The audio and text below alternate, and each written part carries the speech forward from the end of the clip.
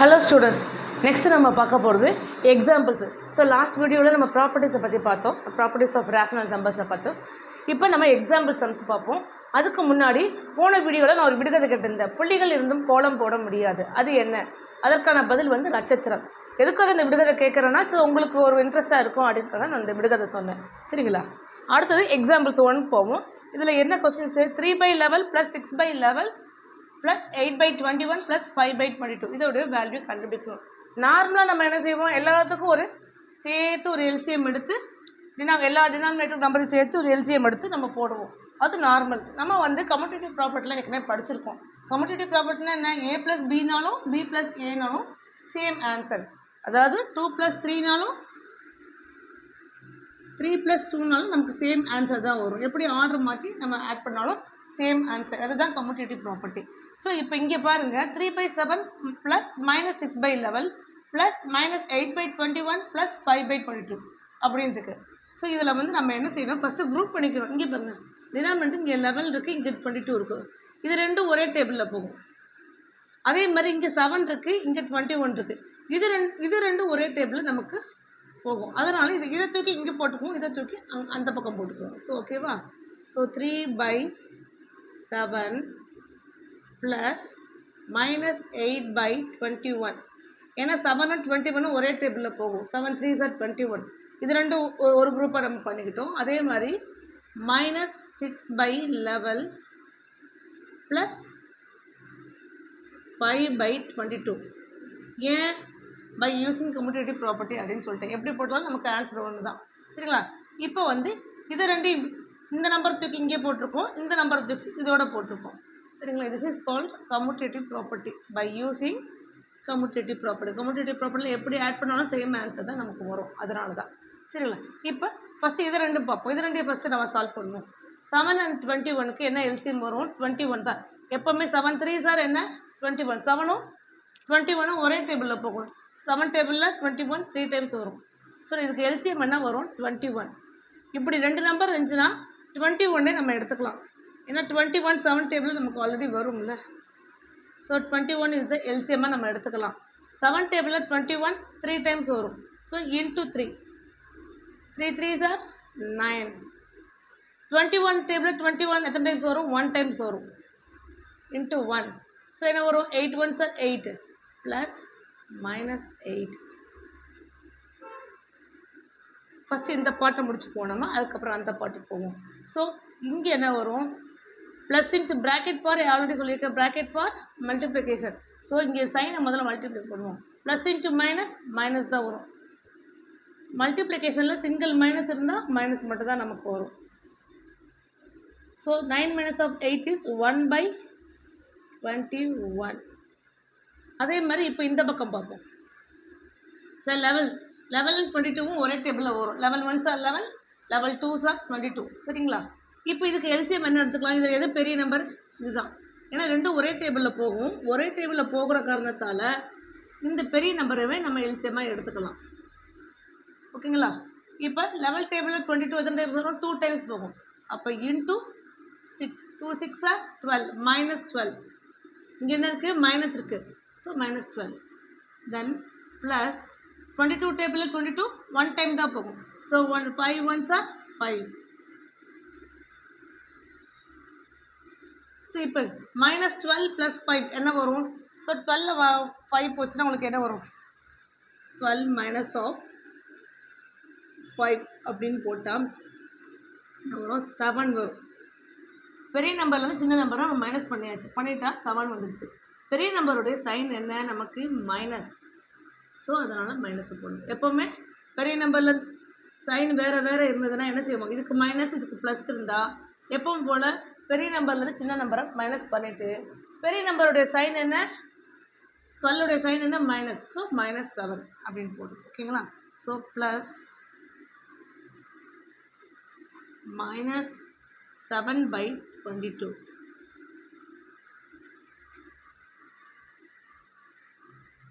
இப்போ இதுக்கு என்ன வரும்? ப்ளஸ் இன்ட்டு மைனஸ் தான் வரும். -7/22. அப்போ இதுக்கு என்ன எல்சிஎம் எடுக்கணும்? 21 and 22. டினாமினேட்டர் இருக்குது 21 and 22. இது ரெண்டும் ஒரே டேபிளில் நமக்கு வராது. அப்போ நம்ம போட்டு பார்த்தா தான் நமக்கு தெரியும். ஸோ 21க்கும் 22க்கும் எல்சிஎம் எடுப்போம். 3 டேபிளில் 7 டைம்ஸ், இது 3 டேபிளில் வரவே வராது. ஸோ 22. அகெயின் 7 டேபிளில் 7 1 டைம்ஸ், 22 வராது, அப்படியே போட்டாச்சு. அதே மாதிரி 22 வந்து வேறு எந்த டேபிளில் போகும்? 2 டேபிளில் போகும். ஸோ 2 டேபிளில் 11 டைம்ஸ், அகெயின் போட்டோம்னா 11. ஸோ அப் டு 1 வர வரை நம்ம இப்படி டிவைட் பண்ணிட்டே வரணும். ஸோ இப்போ என்ன வந்திருக்கு நமக்கு? 3 × 7 × 2 × 11. ஸோ என்ன வரும்? 3 7s are 21. 21 × 2, 21 × 2 என்ன வரும்? Okay, 21. 3 7s are 21, 2 11s are 22. இப்படியே கூட மல்டிப்ளை பண்ணியிருக்கலாம். ஸோ உங்களுக்கு ஒரு தடவை போட்டு காட்டினேன். இப்படி இருந்தால் வேறு நம்பராக இருந்தாலும் நம்ம இப்படி இப்போ எல்சிஎம் போட்டு காட்டினேன். ஸோ நமக்கு என்ன வந்திருக்கு? அதே தான் வந்திருக்கு.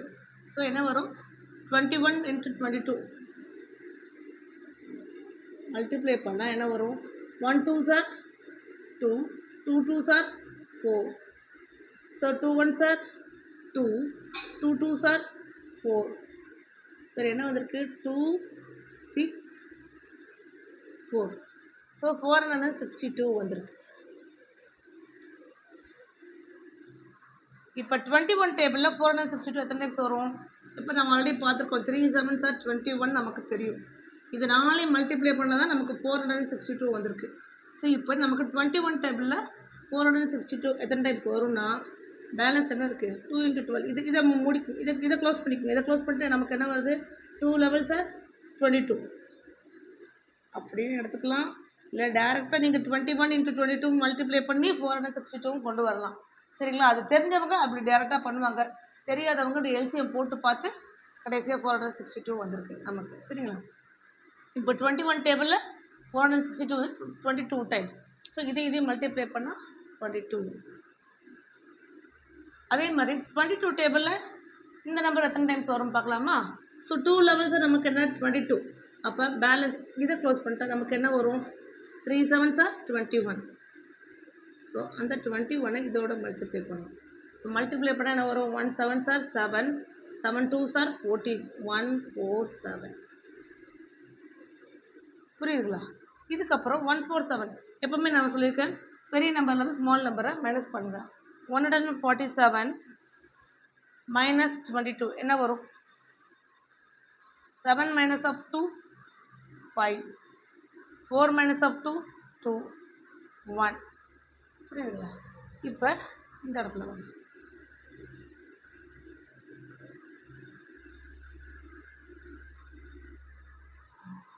ஸோ நமக்கு என்ன வந்திருக்கு? ஸோ இதுலேருந்து இதை மைனஸ் பண்ணியாச்சு. இதோடைய சைன் என்ன? மைனஸ். இதோடைய சைன் என்ன? ப்ளஸ்ஸு. சைன் வேறு இருக்குது. அப்போ என்ன செய்வோம்? பெரிய நம்பரோட சைனை மட்டும் தான் போடுவோம். எப்பவுமே சைன் வேறு இருந்தாலும் பெரிய நம்பரோட சைன் என்ன? மைனஸ். அப்போ minus 125 dividing by 462. This is the answer. So இது புரிஞ்சிருக்குன்னு நினைக்கிறேன். இது வந்து இந்த இடத்துல மட்டும் நம்ம மாற்றிருக்கோம். ஸோ -6/11 இந்த பக்கம் போட்டுட்டோம். -8/21 இந்த பக்கம் போட்டிருக்கோம். ஏன்னா நமக்கு 7 and 21 ஒரே டேபிளில் போகும். அதனால் ஒரு குரூப் பண்ணியிருக்கோம் அதை. சரிங்களா? அடுத்தது எக்ஸாம்பிள் 2 பார்க்க போகிறோம். இதை நார்மல் நம்ம என்ன செய்வோம்? இந்த கம்யூட்டேட்டிவ் ப்ராப்பர்ட்டிலாம் படிக்கலாம். நம்ம என்ன செய்வோம்? இப்படியே வச்சு இப்படியே மல்டிப்ளை, இதே மாடலில் நம்ம மல்டிப்ளை பண்ணுவோம். ஆனால் நம்ம கம்யூட்டேட்டிவ் ப்ராப்பர்ட்டி படிச்சிருக்கோம். என்ன படிச்சிருக்கோம்?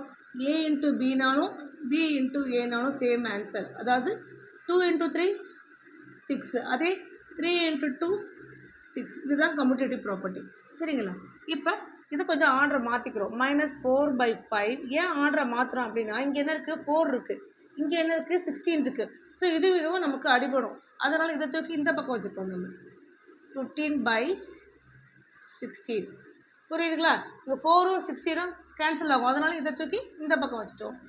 Into 3/7 into -14/9. So this is called commutative property. இது என்ன ப்ராப்பர்ட்டி? Commutative property. A × Bனாலும் B × ஸோ ஏபின்றது நம்ம எழுதியிருக்கோம், பிஎன் மாற்றி எழுதியிருக்கோம், ஆர்டரை மாற்றி எழுதியிருக்கோம். சரிங்களா?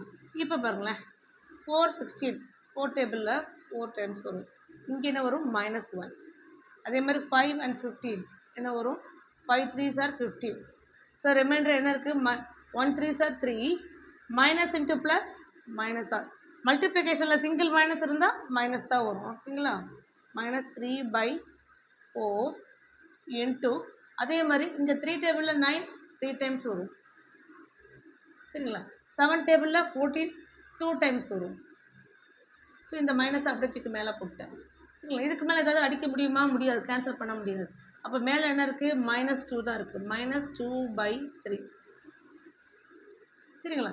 இதுக்கப்புறம் என்ன செய்யலாம் மறுபடியும் இதையும் அடிக்கலாம். 3யும் 3யும் அடிக்கலாம். 3 3 அடிச்சிட்டா 3 டேபிளில் 3 1 டைம் வரும். இந்த சைன் மைனஸை மட்டும் தூக்கி அப்படியே மேலே போட்டுரும். அதே மாதிரி 2 டேபிளில் 4 2 டைம்ஸ் வரும். இது வந்து 1 டைம் தான் வரும். 2 டேபிளில் 1 டைம் வரும். ஸோ இந்த 1 அப்படியே தூக்கி போட்டு மைனஸை மேலே போடணும் சரிங்களா. இப்போ பேலன்ஸ் என்ன இருக்குது 1 1s ஃபஸ்ட்டு நம்பரை முதல்ல மல்டிப்ளை பண்ணுங்கள். இங்கே என்ன நம்பர் இருக்குது 1, இங்கே என்ன நம்பர் இருக்குது 1 1 1s are 1. அடுத்தது மைனஸ் இன்ட்டு மைனஸ் ப்ளஸ்ஸு. மல்டிப்ளிகேஷனில் மைனஸ் இன்ட்டு மைனஸ் ப்ளஸ் தான் வரும் ஓகேவா. ஸோ தென் இங்கே 2 இருக்குது. இங்கே என்ன ஒன்றுமே இல்லைன்னா அடுத்த 1 வச்சு தட் இஸ் 3 டேபிளில் 1 2 1s are 2. So 1/2 is the answer. So உங்களுக்கு இது புரிஞ்சிருக்குன்னு நினைக்கிறேன் எக்ஸாம்பிள்ஸு. ஸோ இதுக்கு முன்னாடி மல்டிப்ளிகேஷனில் மட்டும் இந்த ரூல் சொல்லிடுறேன். மல்டிப்ளிகேஷன் அண்ட் டிவிஷன்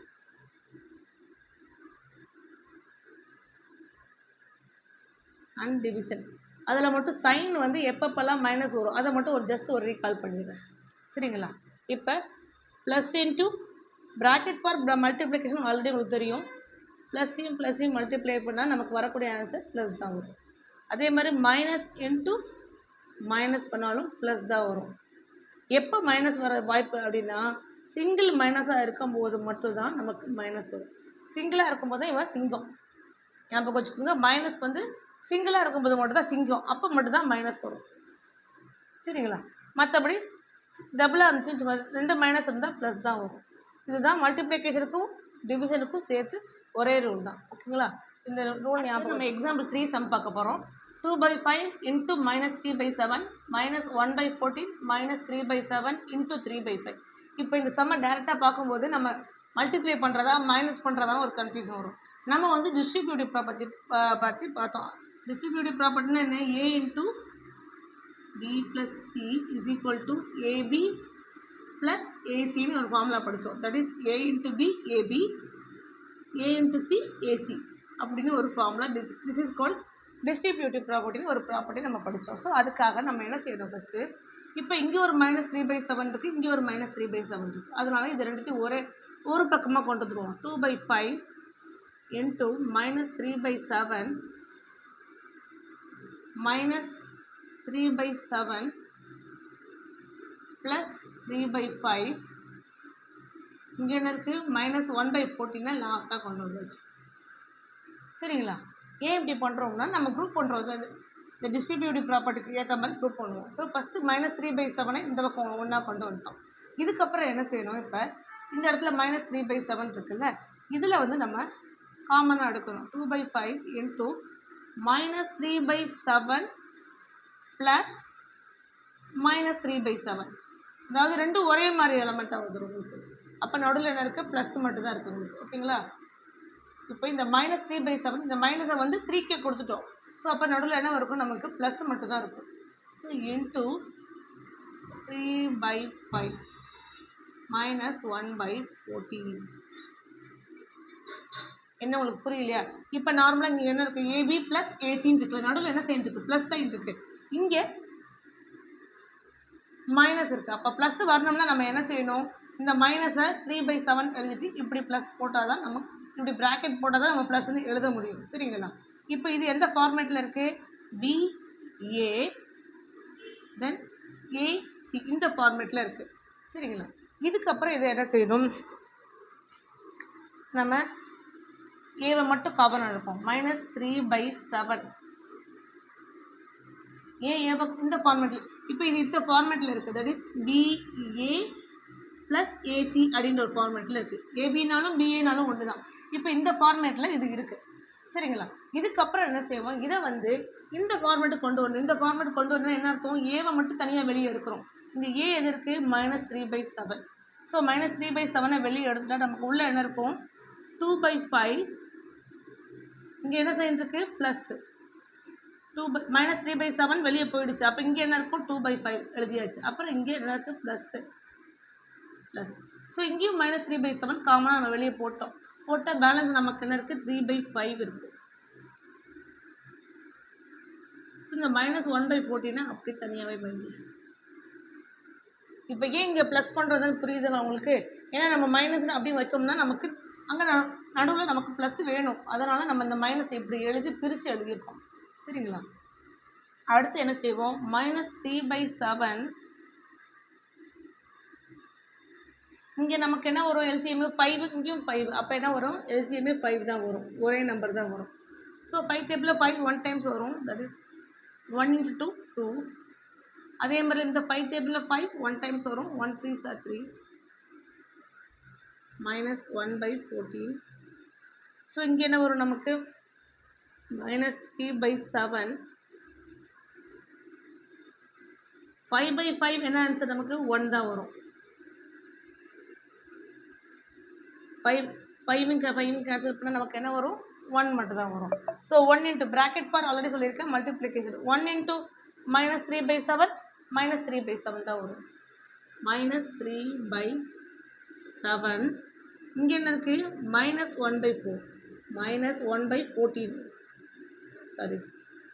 இப்போ இதுக்கு எல்சிஎம் என்ன வரும்? எப்பவுமே ஞாபகம் வச்சுக்கணும். இது வந்து 7 1s are 7, 7 2s are 14. ரெண்டுமே ஒரே டேபிளில் நமக்கு வரும். அதனால பெரிய நம்பராகவே நம்ம எல்சிஎம் எடுத்துக்கலாம். 14ன்றதை எல்சிஎம்மாக எடுத்துக்கலாம். சரிங்களா? இப்போ 7 டேபிளில் 14 2 டைம்ஸ் வரும்.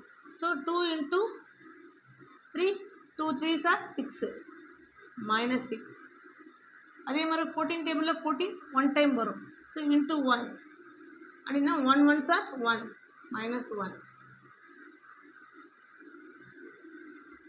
ஸோ என்ன வரும்? -6 -1 ஆட் பண்ணால் -7/14. ஸோ 7 டேபிளில் 14 2 டைம்ஸ் வரும். 7 வந்து 1 டைம் தான் வரும். ஸோ இங்கே என்ன வரும்? நமக்கு -1/2. இதுதான் ஆன்சர்.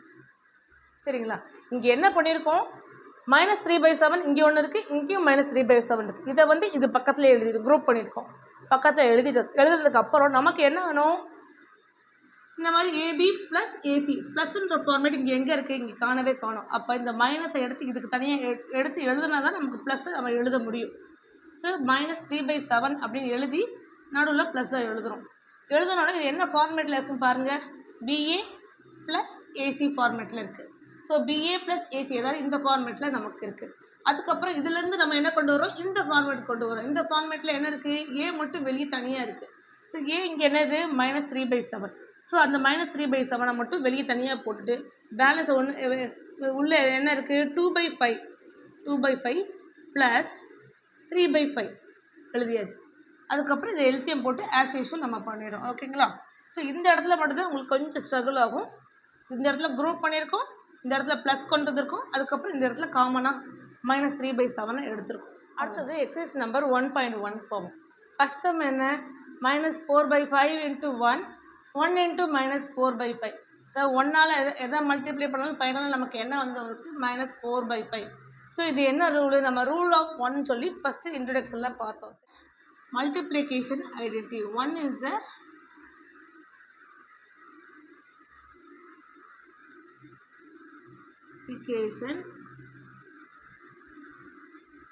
ஐடென்டிட்டி. ஐடென்டிட்டினா நான் 1ஆல் எதை மல்டிப்ளை பண்ணாலும் நமக்கு அதே ஆன்சர் தான் திரும்பி வரும். அதான் 1 இஸ் த மல்டிப்ளிகேஷன் ஐடென்டிட்டி. இங்கே என்ன இருக்குது? -13/7 × -2/7 ஈக்குவல் டு -2/7 × ஸோ எப்படி மாற்றி மல்டிப்ளை பண்ணாலும் அதே ஆன்சர் தான் வரும். அப்போ இது என்ன ப்ராப்பர்ட்டி நமக்கு? Commutative property. கம்யூட்டேட்டிவ் ப்ராப்பர்ட்டினா நம்ம ஏற்கனவே படிச்சிருக்கோம். ஏபினாலும் ஒன்று தான், பிஏனாலும் ஒன்று தான். அதுதான் A × B, இது B × A. So this is called commutative property. Next இது என்ன? -19/29. ஸோ 29/-19 இது என்னது? இதோடைய தலைகீழ் இன்வர்ஸ். அப்போ இது என்னது இன்வர்ஸ். இதோடைய தலைகீழால் மல்டிப்ளை பண்ணால் நமக்கு என்ன ஆன்சர் வந்திருக்கு 1 வந்திருக்கு.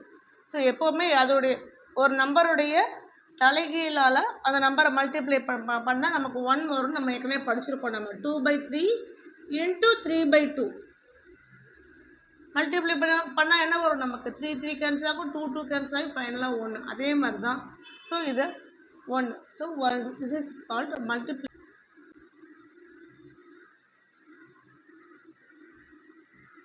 செகண்ட் சம் பார்க்குறோம். செகண்ட் சம்மில் 1/3 × 6 × 4/3 as 1/3 × 6 × 4/3. அதாவது இந்த ரெண்டையும் ஃபஸ்ட்டு குரூப் பண்ணியிருக்காங்க, அடுத்து இந்த ரெண்டையும் குரூப் பண்ணியிருக்காங்க. இது என்ன ப்ராப்பர்ட்டி நமக்கு A × BC then AB × C. என்ன ப்ராப்பர்ட்டி இது associative property. This is called associative property. ஏன்னா நமக்கு என்ன 3 நம்பர்ஸ் இருக்குது. கம்யூட்டேட்டிவ்னா ஒன்லி 2 நம்பர்ஸ் தான் இருக்கும். AB × BA அப்படின்றது கம்யூட்டேட்டிவ் ப்ராப்பர்ட்டி. அது 2 நம்பர்ஸ் தான் இருக்கும். இப்போ இதில் 3 நம்பர்ஸ் இருக்குது 1 2 3. அப்போ this is called associative property. Associative property.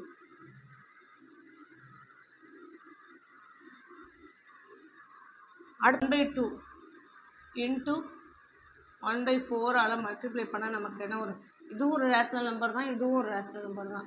So இதை மல்டிப்ளை பண்ணால் நமக்கு 1 1s are 1, 2 4s are 8. So வரக்கூடிய ஆன்சரும் ரேஷ்னல் நம்பர் தான் always. So the product of 2 rational number is always rational number. So அடுத்தது நெக்ஸ்ட் சாப்டர் நம்ம அடுத்த வீடியோவில் பார்ப்போம். சரிங்களா? இப்போ இதுவரையும் உங்களுக்கு தான் எக்ஸாம்பிள்ஸும் நடத்திட்டேன், எக்ஸசைஸும் நடத்திட்டேன்.